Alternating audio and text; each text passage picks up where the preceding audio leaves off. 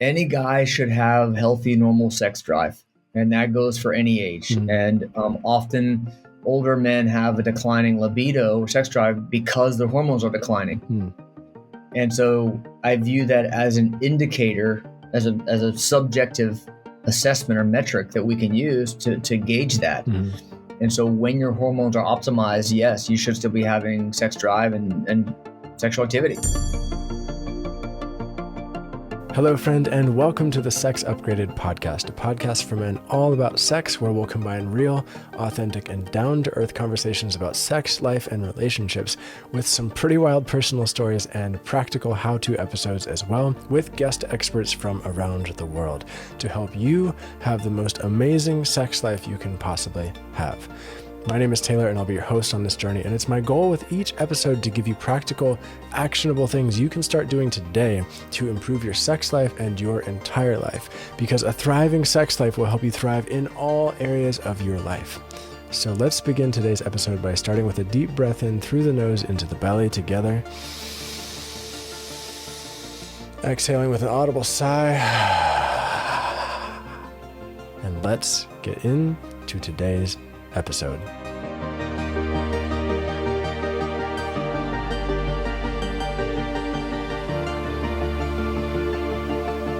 So there has been a lot of talk about hormones recently, at least in the circles that I'm a part of. And in some of the podcasts I listen to and some of the men's groups I'm a part of too. And maybe it's because I'm 38 now, I'm getting what some would call older.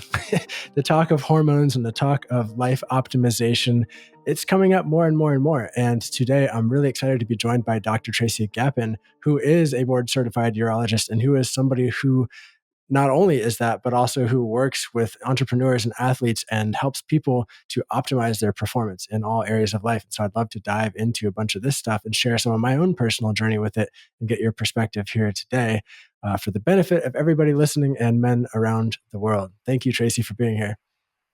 Oh, absolutely. Thanks, Taylor. Glad to be with you. Yeah. So could you give just a little rundown? What is it that you do? Who are you and what do you do in the world? And then I'll ask some more specific questions. So I like to joke that I'm a recovering urologist after almost 25 years of urology. I stepped away from traditional medicine about 3 years ago, and now I'm the founder CEO of Gapin Institute, where we focus on precision medicine, really to help entrepreneurs who want to optimize health, performance, and longevity. Mm-hmm. Great. So, what are some of the main things that you find yourself doing with people? So the most common things I see with entrepreneurs are I have low energy. I have difficulty focusing. I have brain fog. Can't think like I used to. Yeah. Can't burn fat. Can't build muscle like I used to. Sex drive isn't what it is. Not performing the way I could in the past. And guys will say, I want to be the best version of myself.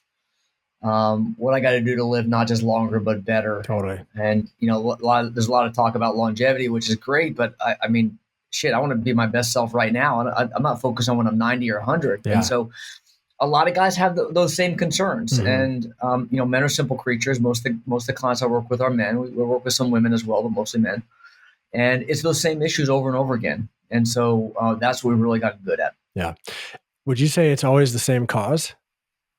Or oh my gosh, no. No? Yeah, no. It's actually interestingly different in almost every guy we work with. Yeah. And so I have a what I call my Gapin method, where we take a very precision-based approach. So we start with precision discovery, where we understand, where are you now, where do you want to be, diving deep into lifestyle, environment. It could be alcohol, it could be toxins, it could be poor sleep, it could be anything you could think of related to lifestyle. And then we look at precision diagnostics, where we dive deep into the advanced testing, looking at labs for hormones, micronutrient levels, inflammation, cardiovascular risk, gut health, stuff like that. Yeah. And I call that finding your blind spots. And then precision data, I like to say one size fails all. And so we use data like genetics and wearable technology and body composition testing, also that we can understand exactly what's right for you and have clear metrics to understand if what's working or not. Yeah. Because every guy is so different. And what I recommend for Joe isn't going to be the same for Bob or Paul, right, or Taylor. Right. And then it comes down to precision design. And that's the fun part. That's where we really design a blueprint for you when it comes to, guys say, just tell me what to do. Yeah. We're simple creatures, and we just want to give me clear framework of what do I need to do in my daily life. Mm-hmm. And so that includes lifestyle, stress and sleep and fitness and nutrition. It involves molecules. So we'll often prescribe hormones or supplements or some fun peptides. And then we may incorporate some alternative therapies like, red light, cryo, sauna, PEMF, fun stuff like that as well. This sounds quite different from traditional urology. This is not urology, my friend. Yeah, this is precision medicine. Yeah. This is for high performers who really want to, have more energy, burn fat, build muscle, have better sex, and live longer. Right. Got it. So lots of guys are different, and you prescribe different things for different people. Have you seen some general themes, though, in terms of the underlying causes? Yeah, great question. I would say yes, without question. Some of the common culprits we see are, number one, hormones. So I call it a testosterone epidemic we're dealing with, where almost every man I meet has low testosterone levels. Mm-hmm. And when they have low testosterone, they often have issues with other hormones. And, the mistake that a lot of men's health centers will make, I'm using air quotes here for those of you listening, mm-hmm. is they'll focus on just testosterone. Come on and get your testosterone shot and you're good. Mm-hmm. Well, the problem with that is that we have 50 hormones in our body that we have to worry about. Yeah. It's not just testosterone, it's DHEA, it's thyroid, it's nitric oxide, it's vitamin D, it's melatonin, it's progesterone, it's estrogen, it's leptin, it's ghrelin. It's all these hormones that come together and have an influence. And so we need to look at them as a whole and understand how they're each coming into play. So hormones is without question one of the biggest culprits. Yeah. Gut health would be the next one. So issues with our microbiome, which is the balance of the good bugs and bad bugs in our gut. And there's this constant battle between the good and bad. Mm-hmm. And that dramatically affects energy, hormone, neurotransmitters, metabolism, immune system. And so that's often an underlying problem as well, Taylor. Cool. So before we keep going in that direction, I want to jump into the testosterone piece, because you just said almost every man you meet has low testosterone. And I'm curious, what sort of metric are you using for that? Do you have a certain number in mind? And what is? Yeah. Great question. So in general, most docs are looking at total testosterone, which is flawed for many reasons. Mm-hmm. Number one, your total testosterone doesn't matter. Right. Because a lot of your testosterone, most of it, in fact, almost all of it, is bound to proteins in the bloodstream, which make it inactive or unavailable for use. Mm. It's bound to proteins like SHBG or sex hormone binding globulin, and then to a lesser extent, other proteins like albumin, et cetera. When testosterone is bound, it cannot get into the cell. It cannot bind to the androgen receptor on the surface of any cell. Yeah. And therefore, it cannot have any physiologic effect. And so we care about free testosterone specifically. Mm-hmm. And so for all the men out there listening, be sure you're checking your free testosterone, not total, but the free, because that's what really matters. Mm-hmm. Okay. The next thing to understand is that the lab numbers on the right side of the page, when you're looking at your lab results, that's not optimal, ideal, where you should be. Mm. That range on the right, if you look at the top, it doesn't say optimized levels or best levels. It says what? Reference range. Yeah, it says normal. This is the normal. So what is normal is the question. Right. And your doctor will tell, if you're in that range, your doctor's going to tell you you're, quote, normal. I would tell you that word normal makes me want to puke. Yeah. Because that range is simply the average of all the lab tests that this lab may do. So LabCorp, Quest, or wherever you're going is going to get 1 billion testosterone levels drawn, and they're going to simply have the average or the median. And then statistically, 2 standard deviations above and below that median will give you that reference range that they put on that page. Mm. And so you'll see this ridiculous range of 212 to 880 or something like that as this quote reference range. Yeah. And guys will go to their primary care doctor and, whoa, your total testosterone is 301, so you're normal, quote unquote, dear God, and therefore you don't, quote, qualify for testosterone therapy. Yeah. So the problems with that are, number one, you can't look at total, you have to look at free. And number two, you have to understand that the reference range is just the average. We know from 3 massive longitudinal studies, one here in the US and 2 in Europe. These were 20, 30-year studies. Mm-hmm. that follow lab numbers, and they found that free testosterone is down by almost 50% over the last 20 years. 50% drop in free testosterone. It's crazy. Yeah, that's nuts. It is. Yeah. Yeah. And so when you look at that reference range, next time you look at that, think about the fact that that range is almost 50% lower than it was 20 years ago. Yeah. And so you don't want to be on the lower end of that range. You want to be in the upper end of that range. In fact, sometimes you want to actually even be above the range, and that's okay. And so to give the listeners a target, guys always just give me a number. What's the number? Yeah. In general, it depends on the scale you're using, but in general, you want the free testosterone to be around 20 to 25. Some guys may even need it higher than that. Some guys may be okay with a little lower than that, but generally a target for free testosterone is around 20 to 25. Some labs have a different scale where that number should be 200 to 250. So you got to understand which scale you're using. Got it. But it's just a decimal point we're talking about here. That's right. Yeah, and that difference. That's right. And most guys, Taylor, they'll come in and their free T will be 4. It'll be 6. And their doctor told them they're fine. Yeah. And so that's the real problem. Yeah. So, all right. So I want to make this personal because I think it'll be really interesting for the listeners and maybe add a new nuance that you haven't done on a show. Who knows? So a couple months ago, I decided, you know what, I'm going to do a testosterone test, but I'm going to do some hormone tests. And I got a before and after, and I did a 30-day, like not extreme, but somewhat of a testosterone boosting protocol to see what would happen, you know? Awesome. And it was really a really interesting experience. I have some numbers that I can share. I can also link to the YouTube video that I shared about that in the description, but just the quick baseline is that after 30 days, my testosterone levels didn't change at all. But what did change was my cortisol, my stress hormones dropped like 25%. It was really interesting because I was experiencing lethargy, lack of motivation, lack of sexual desire. I was experiencing difficulty getting regular erections with my partner.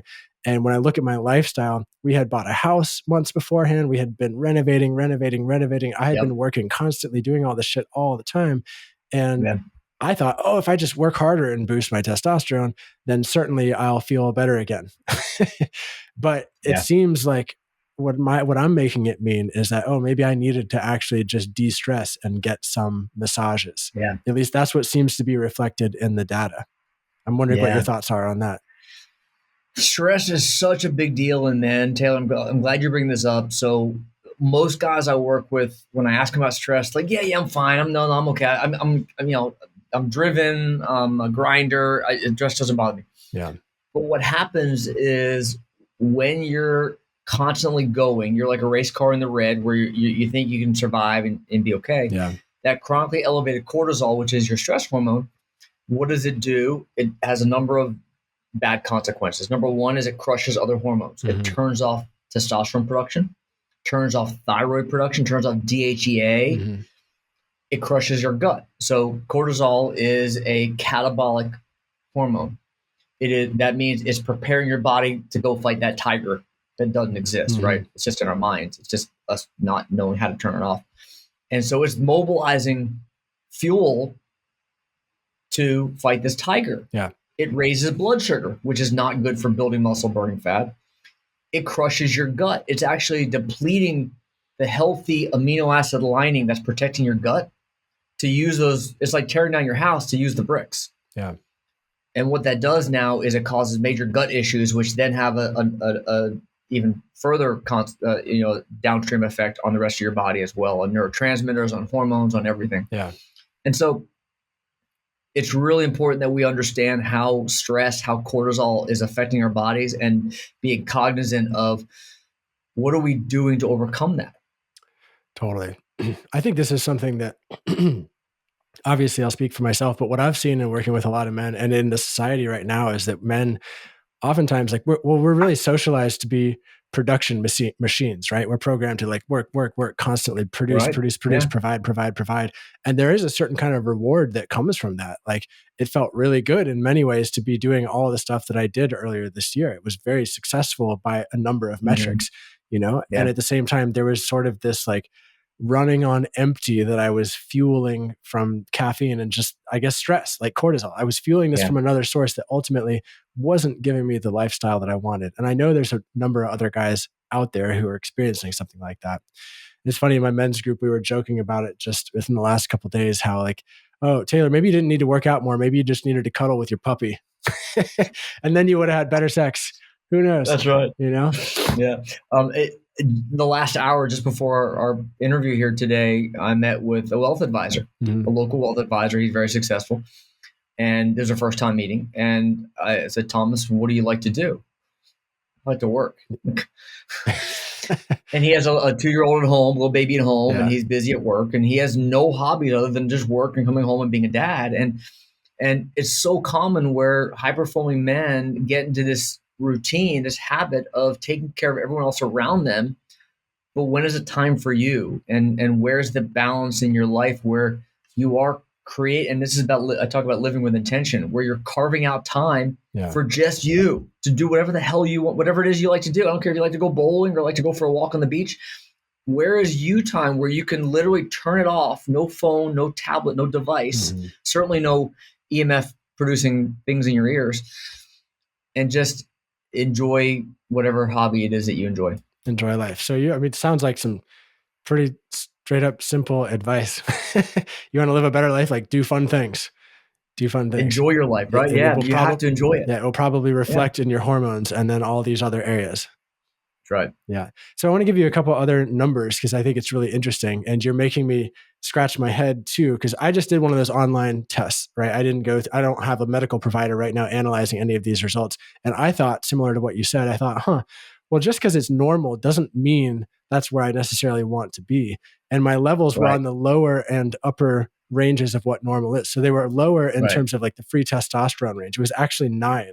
So that's quite a bit lower than the 20 the 20 you talked about. And my sex you're less than half where you want to be. Yeah, which is interesting to hear. And my sex hormone binding globulin, which is the thing you talked about earlier, which binds to the testosterone in your body, that was up at 48.7, which is very high, very close to what the quote unquote normal range is. And so I'm sitting here thinking like, when you're looking at me right now and you're hearing those numbers, like what thoughts are you having? Are you thinking, oh, Taylor? Very, very common. Yeah, it's a very common. So what's happening is, you have low testosterone. Okay, make no mistake about it. And your primary may say something very different, which is flat out wrong.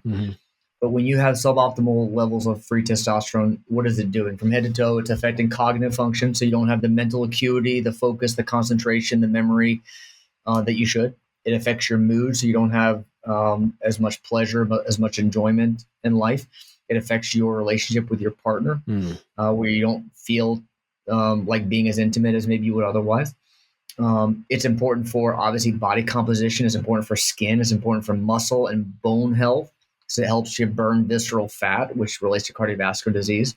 In fact, we know that men with low testosterone have about a 30% increased risk of coronary vascular disease. Cardiovascular disease, major adverse cardiac events, about 30% increased with guys with low testosterone. That's been validated in over a dozen studies. So there's pretty clear evidence there. It's associated with energy for sure. It's associated with sleep quality, associated with, of course, physical performance and recovery from workouts, recovery from sports. Obviously, it affects sexual performance. It affects nearly everything. Yeah. But yet it goes under the surface relatively unnoticed because you compensate for it and you overcome it with other, raising cortisol to help your mind, try to function better. All these ways of coping and compensating. Yeah. And my cortisol levels were pretty close to the high end of what's considered normal, and similar with prolactin levels. Yeah. And it just gave me this picture of like, I wonder what's really going on there. Sounds to me like you wouldn't tell me to just take testosterone supplements, right? Sounds like we'd have a longer conversation about a bunch of stuff. Yeah, it's never just testosterone. And I want to just preface that by first saying that I recognize and appreciate and value the natural ways to boost testosterone. I don't want to minimize those, and that they are effective to raise testosterone. What I find when you do those things, improving sleep quality, micronutrients, heavy strength training, especially the large belly muscles like quads and hamstrings and back and core, working on proper nutrition, reducing stress, all these key, sunlight to your testicles actually helps to.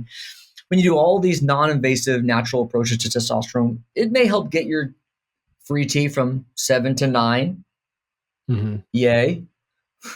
And most guys need more than that as well. And so I don't look at it as either or. I look at it as and. A lot of guys need testosterone replacement as well. However, that's just one piece of a much more complex picture that guys need to understand, that yes, testosterone is important as well as everything else that we talk about. Mm-hmm. Yeah. Interesting. So 30 years ago, testosterone levels are higher in everybody, right? Mm-hmm. And it's just not that way right now.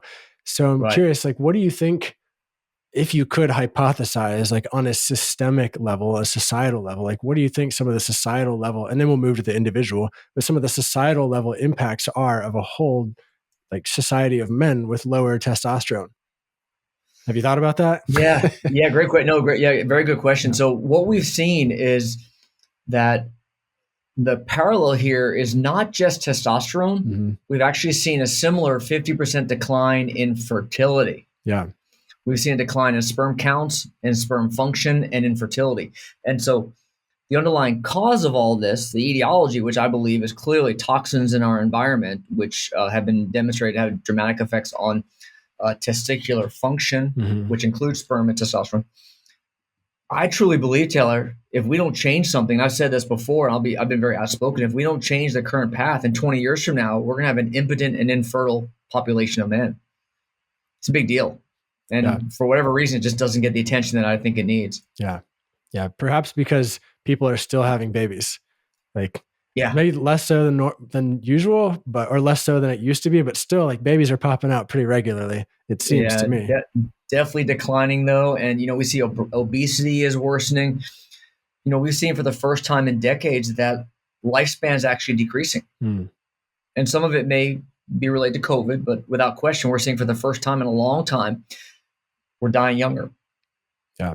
And so we've got to make changes. Yeah.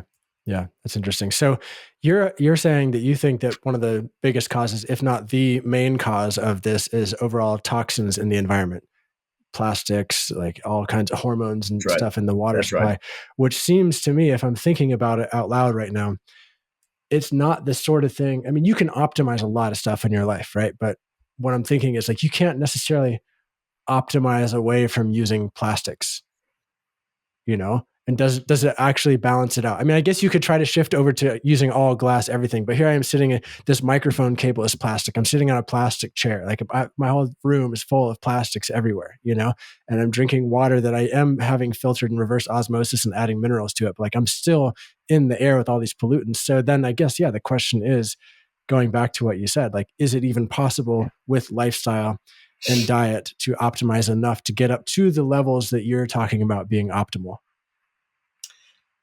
Great point. So can you eliminate exposure to these toxins that are ubiquitous, that are freaking everywhere? Totally. No, you can't. You're absolutely right that they're truly everywhere. They're in your car. Shit, IV tubing. You go to the hospital and get an IV. The IV tubing is plastic as well. Yeah. But what we know is that the longer that chemical, that plastic, is in contact with our food or water or us, is when it makes a difference. Mm-hmm. So things that you can control are things like your laundry detergent, mm-hmm. things like your deodorant, your soap, your shampoo, things that are going to be on your skin for a while. Plastic bottles, water bottles are everywhere. Plastic Powerade, Gatorade bottles are everywhere. Plastic K-cups are everywhere. Yeah. You see what I'm saying? Non-organic fruits and vegetables, which are sprayed with chemicals like atrazine and glyphosate. A lot of the non-organic, grass-fed organic milk is full of chemicals, mm-hmm. and full of hormones, synthetic hormones. Non-filtered drinking water has synthetic estrogen from women's birth control. Mm-hmm. So, yes, there are toxins everywhere, and yes, it's literally impossible to avoid them completely. I believe that there are a lot of things that we can do on a daily basis to dramatically minimize that exposure. Mm-hmm. Now, unfortunately, there are studies that show that there's a transgenerational effect. And so the exposures that our grandparents had and our parents had, mm-hmm. have been passed down to us, and we'll continue to pass those down to our next generation. That's kind of scary to think about. So it makes it that much more important that, you want to do the best thing for your kids. Mm-hmm. Then, there's a lot of epigenetics involved in how your lifestyle and exposures is directly affecting germ cells, your sperm that are being passed down. This podcast is brought to you by all the men who've gone through my trainings over the years. Thank you. You are the sponsors of this show. It could not happen without you.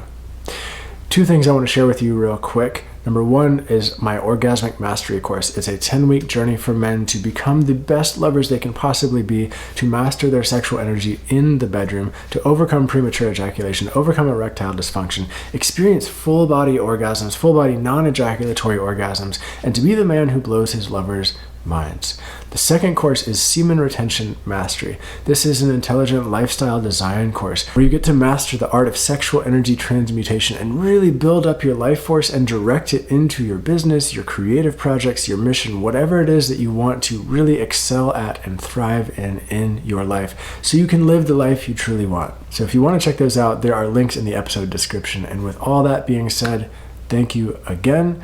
Let's get back to today's episode. In the sake of science, just for anyone who's listening, I previously also did a fertility test just to see, because I think it's really interesting if I'm going to be here talking about all this stuff. For me, all those levels were actually higher, or in like, well, I guess, here I'm thinking out loud, like they were in the normal range. But then what is normal? Yeah. Right, there you go. That's the question. That's the question. That's right. Interesting. Okay. So I've got a handful of questions over here on my list that I would like to ask you. I guess just talking about the hormones for a little bit longer in terms of lifestyle. Say, for example, somebody does want to make a shift and they do want to start with just general lifestyle stuff. They optimize their diet, they start heavy strength training, they do what a lot of the videos on YouTube are talking about, and they hope to see results. How long does that kind of take? Is there like a general baseline for that? Is it a month? Is it 3 months? And I say that because I posted on this YouTube video and I shared all the details of everything that I was doing based on these other videos. And somebody said, "Oh, you should really recheck at the 3-month mark because 1 month isn't enough time to change anything." Yeah, and I'm curious.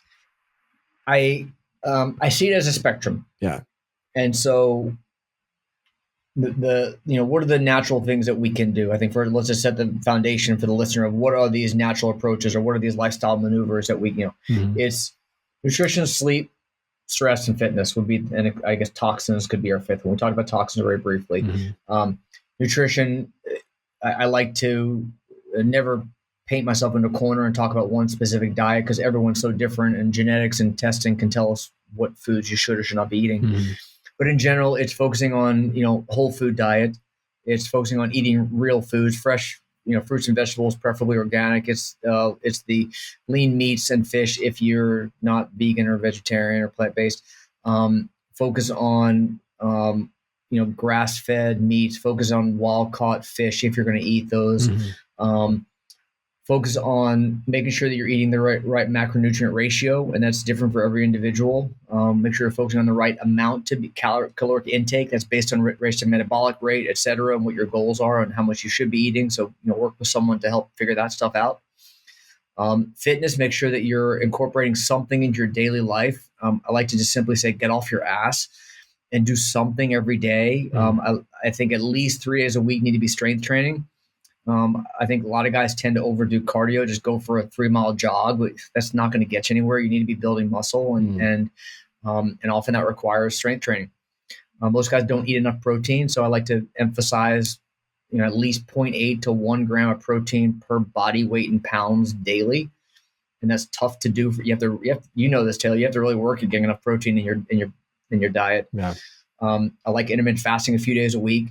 Looking at stress mitigation. We talked about that a little bit already. I won't belabor that point, but what can you do to mitigate stress? Meditation, mindfulness, sauna is great for that as well. Just freaking go out and enjoy whatever hobbies you like. Yeah. And then finally it's sleep, and sleep gets underappreciated, but you need to get 7.5 hours of sleep. And most guys don't get nearly close to that. And they think I'm fine with 5 hours of sleep. And you're just not, you're fooling yourself if you think you're okay with 5 hours of sleep. And that requires that you really make sleep a priority and set a schedule and have a sleep routine for those few hours before you go to bed where you're avoiding blue light and you're kind of getting your mind in a calm space. Yeah. So that's all the foundation. I want to make sure that we establish those are the things we're talking about doing. Totally. When you do all that stuff, you're going to see benefit from day 1 all the way through day 365. Some of them are going to be very quick. Others are going to take a lot longer. So a lot of guys are like, well, I got to burn 20 pounds of fat fast. Well, you're not going to do that in a week. You're just not. Like be realistic and, think of how long it took you to get there. It's going to take that long to get you back again. And so I think being realistic about expectations is really important. I think that in the first week, when you do all these things perfectly, you're going to have more energy. Yeah. You're going to have more mental clarity. You're going to have more focus. Totally. You're going to be able to think a little clearer. Things are going to be a little bit sharper. Your mood may be a little better. And the next week, it may be a little bit more, a little better, a little better. And so by the end of month 1, you're starting to get some momentum now. You maybe lost a pound. That's okay. We don't care about weight. We care more about body composition. So we're obsessed with metrics like lean muscle mass and visceral fat and body fat, which you need to measure that with a device of some kind. So don't look at the scale so much as look at how you're feeling. Yeah. Look at how you look in the mirror even. The body composition changes are the last things you're going to see. Guys are wanting to see those love handles disappear. They're just not. But when you have the energy now and the focus and you start to feel some confidence and momentum and drive, now you can start to be that much more disciplined and vigilant about the fitness and the sleep and the nutrition. And it's a journey. It's a process. There's not an end. Yeah. I think guys are looking for that magic day where they're finally done and I feel great and I have great sex and I love my body and I can just stop and go to shit again. Yeah. Think of it as a process and you're always getting better. You're always refining it. But yeah, it's tough because guys have unrealistic expectations about what's going to happen after a month. Yeah. Yeah. And so, go ahead. Well, yeah, I'll just say in doing the brief research that I did a little over a month ago, starting to do my own 30-day thing, there are tons of videos and articles out there about 30-day testosterone protocol. Like do this thing in 30 days, do this thing in 30 days. Everything's 30 days. You want the quick metric and right. Yeah, I mean, quick win. Yeah, totally. Quick win. Take the pill. Well, don't take the pill in this case, do the lifestyle thing, but have it in a quick amount of time. So that makes sense. 3 months probably would be a little bit different than 1 month. That's right. Yeah. Now, I'll tell you, as part of my precision medicine practice, we do prescribe a lot of hormones. We prescribe a lot of supplements. We do prescribe a lot of peptides as well. But I want to emphasize that I do not believe that those replace the lifestyle stuff that we're talking about here. I think they go hand in hand. And for a lot of guys like you, for example, when your testosterone, goes from 7 to 9 after all the hard work you did, it could be a little deflating. We're like, God damn it, I did all this hard work and I still haven't gotten anywhere close to where I need to be. When we can fix hormones by simply giving testosterone, and we can certainly talk about ways of doing that and safety and all that is documented. But when you do that, you're going to feel better so much quicker. You're going to have the energy and the drive where you're going to want to just crush it every day because now you've gotten some momentum behind you that kind of helps give you that kickstart so you can do all the other hard work that you need to do. Yeah. But I never want to lead my clients to believe that prescribing these molecules in any way can replace all the lifestyle stuff as well. Totally. Yeah. I heard somebody once say, I forget who it was, but when your testosterone levels do increase, it makes doing the work feel rewarding itself, inherently. It's like a rewarding mechanism, which is pretty cool. That's right. Yeah. It's pretty cool. It's motivational. It's like you feel like you're making progress. It's like, it's like you're checking the boxes off that list. Some people get obsessed with just checking boxes off a list and it gives you that satisfaction for sure. Totally. As you were talking earlier, I was thinking, and I've felt this at different times in my life. Oh, you listed exercise, you listed diet, you listed working out, you listed sleep, you listed all these protocols. Man, that's a lot of work to do just to be in an optimized space. Can't I just sit around and my body will work it out? Or I know there are people who fall into that, and I fall into that sometimes. Why can't it just be, I don't know, simpler or something? And I guess if I think back to how we evolved, we didn't evolve to be doing the things that we're doing today, right? I'm sitting way more even than I used to do in my previous career because of this particular kind of work. And I'm sitting way more in my previous career than I was sitting way more in my previous career than I would have 100 years ago, because there weren't even computers. I would have been doing out something with my body on a regular basis. So the entire context of life is just fundamentally different right now. Yeah. And I think that's probably why we're seeing so much of what we're seeing in the world. and which is why you're doing the work you're doing, sounds like. It's complex. You're exactly right. And guys are looking for the easy button, and there's just not one. Yeah.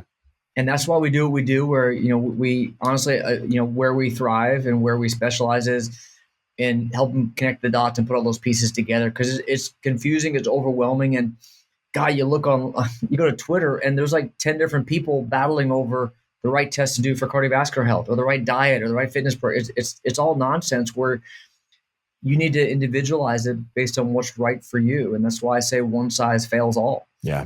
And so it's complicated. So would you say that there are a lot of men out there, they're living suboptimally and they don't even know it? And they don't necessarily have a reference point for what optimal even would be? I love the way you put that. Yeah, I would definitely agree with that. It's like you don't know what you don't know. Mm-hmm. You don't know how good you could feel. And our tagline at Gap Institute is be your absolute best again. Mm. And that last word is very critical, because we find that a lot of guys will suddenly wake up one day, and maybe when they're 45, maybe when they're 52, but somewhere in that kind of 40 to 55 range, we're like, wait a second, shit, I don't feel like I used to. Mm. I can't recover like I used to. I can't burn fat. I can't build muscle like I used to. I can't have sex like I used to. I can't think like I used to. And I just want to be my best again. And so you're right that it sneaks up on you, where for a while you tend to compensate and think I'm fine, until suddenly you're like, holy cow, what happened? Mm-hmm. And it's predictably right around that age, anywhere from 40 to 55 when that happens.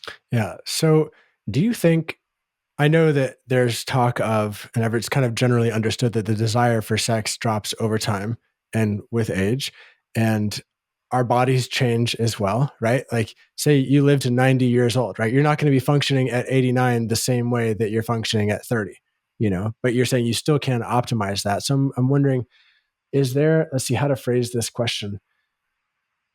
There is this emphasis in society on performance and strength and being optimized. And might that in some way, for some people, overshadow the very natural process of aging into a lifestyle that is potentially more relaxed, or more, you could say, getting into the wisdom category. Do you know what I mean by that? Am I articulating that? I think I understand where you're going here. And I think it's interesting. The current focus is on longevity. Mm-hmm. There's a lot of talk around longevity, and what are the we now understand kind of the 12 basic hallmarks. What does aging look like, first of all? Mm-hmm. So then we can learn how to measure it and how to affect that. But a lot of things that we're trying to do to improve ourselves today may actually go against longevity. May go against that. So, for example, mTOR, mammalian target of rapamycin, it's a gene. Mm-hmm. And mTOR is a gene that is associated with anabolic growth. And so, like, when you eat protein, when your growth hormone kicks in, mm-hmm. you have a twice a day peak, especially just after midnight growth hormone surges, those stimulate mTOR. But we know that inhibition of mTOR is what actually promotes longevity mm-hmm. in animal studies. And so those kind of go obviously in opposite directions. And so there's this balance that we have to have between how do we optimize ourselves today mm-hmm. while still also looking that we can live to be 90 and not be like 90 like our grandparents were 90, but 90 like feeling like we do right now. Mm-hmm. And that's what I do believe is possible. But there's a really fine balance there. And a lot of guys are so focused on, these bodybuilder dudes, for example. You see a lot of them, drop dead at age 50. Mm. And you can now understand that concept. You can understand why that it's kind of a double-edged sword. Mm-hmm. So is there a secret balance point? Where is that balance point? Great question. The answer is it's different for everyone, but there are ways that we can actually measure that. Mm. So we have several different clocks that we can measure, biologic aging clocks, that we can look at the rate of aging. And what I mean by that is not chronologically, 365 days or a year older. We're talking that we can actually measure biologic aging processes. There are several tests out there now. We can measure how fast or slow your body is aging. as an indicator of if what we're doing is actually working or not. And everyone's different. Interesting. So I guess it probably goes without saying that the earlier somebody starts to be mindful and aware of this stuff, the greater the impact it's going to have on longevity. Yeah, I think without question, we know that chronic inflammation, blood sugar regulation, cardiovascular health, hormone optimization, all these things affect longevity. And we do believe that, the area under the curve matters, meaning that the duration of which you're having issues there matter. And so, yes, I do believe that the earlier you identify those challenges and those blind spots, we call them, then the better off you're going to be. Got it. So paint me a picture. I'm going to go back a couple minutes here. You said most men don't really know how good they can feel. Like, how is it possible? Like, how good can you feel? Like, for the man who's listening, who's thinking like, oh, I think my life's fine. I have a decent, like what could be better? Like, what's the optimal? So, and I ask this question a lot with clients. When I first meet clients, I'll, like, what is your why? What's important to you? And what are your goals? And what does success look like? And all these kind of, forward casting kind of questions. To me, it means that you feel your absolute best. Your mind is clear and focused and sharp. You're crystal clear clarity. You have, I like to use the words unparalleled purpose and power and productivity, where you are confident, where you are driven, where you feel alive, you feel like a man. You have a strong sex drive, which I believe is part of being a man. And if you're missing that, that's a problem. I believe that you have energy to last you throughout the day and that you don't hit a wall, and that you have passion in your life, and you have healthy relationships, and you're active, and you're balanced in terms of the time that you spend at work versus with your family versus with hobbies versus fitness, etc. To me, that's what it's all about. Yeah. And we talk about living your best life, and that's different for everybody, obviously.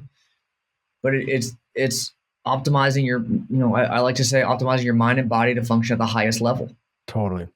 Yeah. Thanks for going into that. It answers another question that I had, which is like, what are some metrics? Like, what should men be experiencing in terms of health? And I heard motivation, I heard drive, I heard passion as sort of markers of being a healthy man.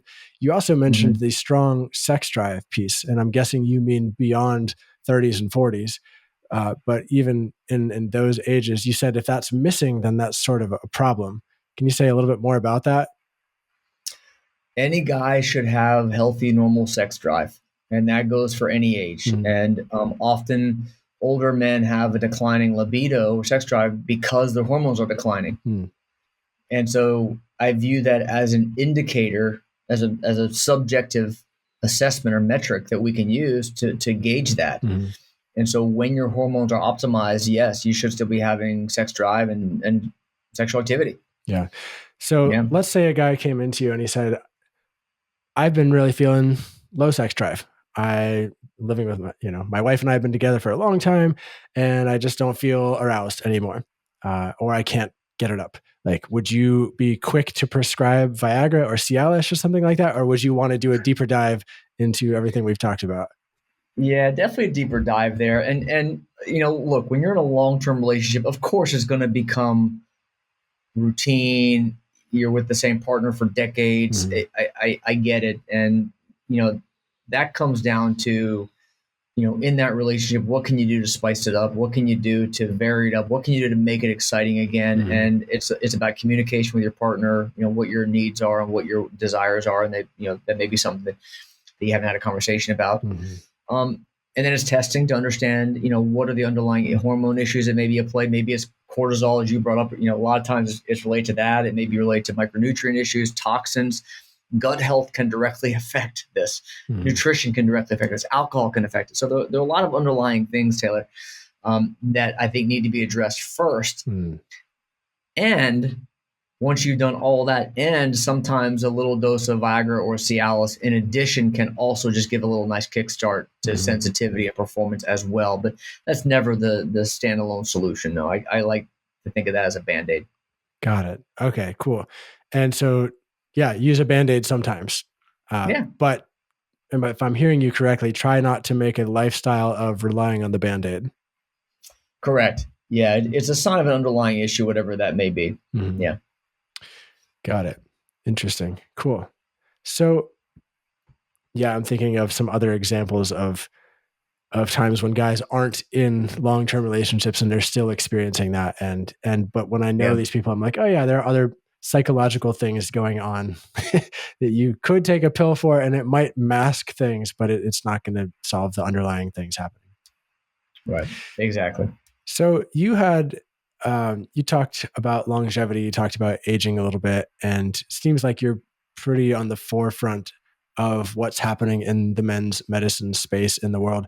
Is there anything that's really, really interesting or exciting to you that's coming out that's new or that you're seeing on the horizon, or any sort of advances that you're like, wow, that is cool and that is going to change the game, or there's already something here like that? Maybe those are two different questions. It's here, it's just not being adopted much yet. And that's really, I like to call it a data-driven approach. And so what I mean by that is that there are tools that we can use to measure things right now today that could be having an impact on the things we're talking about when it comes to energy, cognitive function, body composition, sex.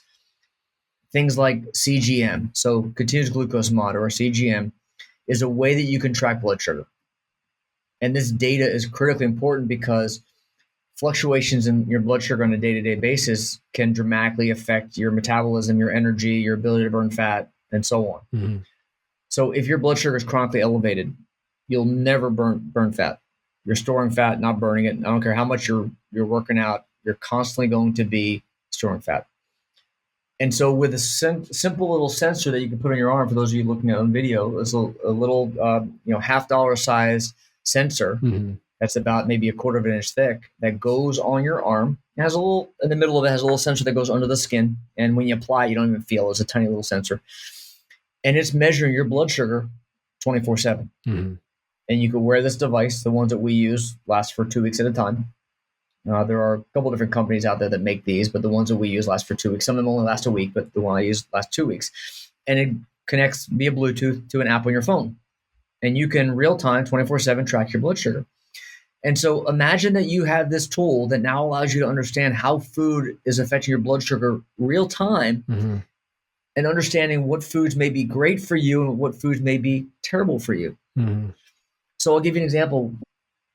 I would have steel cut organic oats and berries for breakfast in the morning. Sounds like a pretty good breakfast, right?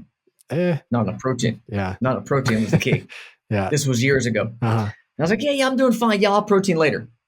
Wrong, because my blood sugar spiked over 200 for a couple hours, which is bad. Typically, you want it under 140 or less. And if you eat, it may go a little higher than that, but you want to keep it as low as possible. And what I found was I was eating way too much carbs like that without protein that has a disastrous effect on blood sugar. When I would simply put protein first, and that could be eggs if they fit for me based on genetics and testing, et cetera. It could be Greek yogurt. It could be a protein smoothie, anything. Protein first before I eat those exact same foods. If they fit in my macro calendar or macro schedule, my blood sugar wouldn't spike at all. By simply putting protein first, there's a great picture I like to show of eating a pear, how your blood sugar may spike to 180, 200, depending on the individual. But if you have like a scoop of like almond butter first, negligible effect. Really? That's interesting. Fascinating, right? I would eat white rice. Blood sugar would go through the roof for over an hour, hour and a half. If I had salmon and Brussels sprouts first and had the same portion of white rice, negligible effect on blood sugar. So by understanding these little tweaks and nuances in my diet, it changed everything. It allowed me to understand, how do I eat to control blood sugar? Helped me understand also to see how poor sleep crushes your blood sugar because it raises cortisol, which is mobilizing glucose for that tiger that's not coming. And so understanding that, I hate to belabor the point here on CGM, but it's one example of how we can use a tool, tech, to understand physiology. Yeah. We can measure stress. We can actually directly measure stress through a metric called heart rate variability, or HRV. So HRV is simply the variation in your heartbeat from one beat to the next. And you think, well, my heartbeat's 70 or 80, or what do you mean? Well, yeah, it is. However, it actually varies with every single beat. So it may be 70.01 and then go to 69.98. And it may vary by microseconds with each heartbeat. And that variation is actually a direct indicator of our body's stress. It's the balance between our sympathetic and parasympathetic nervous systems that are reflected in that heart rate variability. The higher the variability, the higher the variation in your heart rate, shows that you have dynamic ability to adapt to the environment as it's happening real time fast. And that's a sign of a nice parasympathetic rested system. And so high heart rate variability is good. Low heart rate variability is generally bad. Okay. Although you never want big fluctuations. Right. And so you can measure this real time. So we use a device, and I'll lower my camera for a second, that goes just right here, just under your chest. And right here under the xiphoid process, which is your rib cage here, you can put the sensor. And every morning, I do this, my clients do this, 6 a.m., wake up, and for 3 minutes, 2.5 minutes, I'll measure my HRV. And from one day to the next now, I can see real-time changes in my heart variability. And if it's varied, I can understand why. And I can see real-time the effects of the work that I'm doing to help lower cortisol and lower stress. Yeah. I could see how having real-time metrics to watch what's actually happening in the body, I could see how that could be really useful. Like I have a Fitbit, which does not anything nearly as advanced as that, but it's been just a cool reminder to just see, oh, have you got your heart rate up today? No, like it's time to get out and move your ass, just like something there on my system to help me remember, oh yeah, don't just sit on your ass today.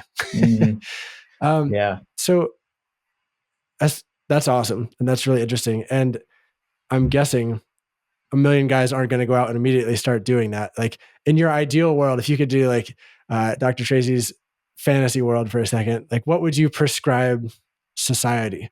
If you could prescribe like 3 things for all men to do more of or less of. First, I would say, and this may sound a little corny, cheesy, but living with intention. We all know what to do. We know generally, you're supposed to eat clean, you're supposed to exercise, you're supposed to sleep, mitigate stress. And I can see it in guys' eyes sometimes. Yeah, but give me the good stuff. Give me I want the testosterone, I want the peptides, give me the fun stuff. But when you're living with intention, what do I mean by that? That means that you're focused on your why, that you have a burning desire. Keywords there from Napoleon Hill's book, Think and Grow Rich. When you have a burning desire to achieve something, you will stop at no end to achieve that. And whatever your why is, for me, it's my kids. Be the best dad I can be. That burning desire carries me through to make the right decisions. Whatever else we may talk about, I'm now focused and I'm dedicated. I'm committed to living with intention and doing the right things. So I think it starts with that, and everything else kind of goes downhill from there. So first is that. The second one, I would come back to, again, sleep. And most guys will not appreciate the value of sleep and how important it is for, think about it this way. When you exercise, you're not building muscle, right? You are not building. When you exercise, you're not building. In fact, you're freaking tearing down muscle when you exercise, right? You're lifting weights. You're tearing down muscle so that what? So that you can build it back up again stronger when you're sleeping. That's the key point here is anabolic repair, recovery, muscle build, etc. happens when you're sleeping. Growth hormone peaks just after midnight when you're sleeping. And so I can't emphasize enough how important it is to be intentional about your sleep and make sure you're getting at least 7.5 hours of sleep a night. Schedule it. I got to be up at 6. Therefore, 10 o'clock, I got to be in bed. Yeah. It's a deal breaker. There's no non-negotiables. There's nothing that's going to change that. And when you're clear like that, it becomes much easier to kind of stay focused. Totally. Let me add just a personal anecdote for if you're listening to this and you're thinking, yeah, I'll sleep better, etc. I've been on this personal journey this year of optimizing my health in a few different ways. And I decided after hearing enough people say this, I was like, you know what? Fuck it. I've got to figure this sleep thing out to get to improve my sleep. Cause it's something I haven't had. I haven't had great sleep in years. So I've in the process of investing like $1,500 in a sleep therapy program. It's cognitive behavioral therapy. And it's working for me. It's working really well. So I'm just sharing that as an example of, if you're a listener, like I'm taking action, you know, I decided this doesn't need to just live in the hypothetical realms anymore. Like, and it's so far it has paid off. 2 of the guys in my men's group have also done this same program and have had great results. And I'm sure there's plenty of other programs that are out there. And I'm not trying to advertise this. I'm not going to share. It's just a local therapist who does it, but like it's changing me after being in it for 5 weeks. And I'm stoked about it. That's awesome. Yeah. Kudos to you, man. Congratulations. Thank you. I love it. So that was your number 2. What's your number 3? That's number 2. Yeah. And then the third one I would be is watch what you eat. And I know this sounds simple, but watch what you eat and watch to the point that you're actually tracking it. You're actually measuring it. And so by this, I mean, use a tool. Again, there's tech at our disposal here. You can use MyFitnessPal is a great one. You can use Chronometer. I use with my clients, and you can get a free version. And simply watch what you eat. Enter in every single thing you eat for a day. Do it for 3 days straight. And look at your caloric intake and look at the macronutrient ratios of what you're eating. And most guys will be shocked to see how little protein they're eating, how much carbs they're eating, and how much they're eating overall. And so just watch what you eat, literally, and you'd be shocked to see some changes you can make right there. Yeah. And none of those first 3 involved heavy weightlifting. That's right. That's right. Which is pretty wild. You know, just to reflect on it for a moment, I grew up eating cold, sugary cereal and milk, you know, like 0.5% or whatever it was, like non-organic, non-grass-fed milk growing up. I'm like, man, it's, you know, here I am now. Today's great. But like, what would life have been like if I had eaten some eggs in the morning in high school? Like, I certainly would not have fallen asleep every day. Like, holy shit. Why was that even thought of as a good idea? You know? Yeah. Just side note. We didn't know back then. Yeah. We were eating the Cookie Crisp and the Fruity Pebbles. And yeah, I was with you, man. Pop-Tarts. We didn't know any better. Yeah. Cookies and milk for breakfast. Well, yeah, right. Is there any last piece, and we're getting here to the end of our interview time, any last piece that feels important to share that you haven't shared, or something that you want to leave men with, like a hopeful note, like society is fucked, testosterone levels are dropping, but hey, you can also experience thriving life? This is kind of what I'm hearing you say. That's right. It's never too late to turn the corner. Get tested. You know, I call it find your blind spots, identify what's holding you back, what may be holding you back without even realizing it below the surface. It may be hormones, it may be micronutrients, it may be inflammation, gut health. Get tested. And you could do that through, you know, we have testing available. There are a bunch of other companies out there that offer testing. Get your labs checked, see where you are, and find those blind spots and just start from there. Got it. So it sounds like you'd recommend, if a guy is feeling unmotivated or kind of low energy, low sex drive, go out and get a testosterone test, or get something that looks at more than just testosterone. Yeah, I think any guy over 35 with a heartbeat needs to get tested. There's a lot of tests that I find valuable as really just baseline testing. And you know, when I first started this, I got tested and I didn't even know how bad I felt. I was like, yeah, I'm a little off, but I'm not that bad. So we are, in general, we as men are poor judges of how far off we may be. And so just get tested and you'll be shocked. Sounds like your life improved post-testing based on all the things that you did. For sure. Cool. Well, so I'll put in the show notes, again, that link to my YouTube video if you want to hear a little bit more of my journey with this stuff and the numbers and everything. And I want to make a follow-up video in a little while. And Tracy, are you open to an email with just some questions for me for the follow-up video? Sure. Yeah, man. Cool. Awesome. Absolutely. And say somebody wants to find your work or work with you, how can they find you? Oh, thanks so much. So website, gapinstitute.com. And we do have a gift for the listeners. I have my High Performance Health Handbook. It's 15 strategies and tactics that anyone can use today to have more energy, lose weight, burn fat, build muscle, have better sex.